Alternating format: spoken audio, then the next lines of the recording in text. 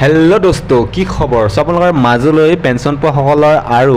কৰ্মচাৰীসকলৰ কাৰণে এটা গুৰুত্বপূৰ্ণ খবৰ লৈ আহিছোঁ চ' আপোনালোকে ভিডিঅ'টো ভালদৰে চাব আৰু যদি প্ৰথমবাৰ কাৰণে আমাৰ চেনেলটোলৈ আহিছে তেনেহ'লে চেনেলটো ছাবস্ক্ৰাইব কৰি বেল আইকনটো বজাই ল'ব যেতিয়া আমি নতুন ভিডিঅ' আপলোড কৰোঁ আপোনালোকে আগতীয়াকৈ আমাৰ ভিডিঅ'বোৰ পাবৰ কাৰণে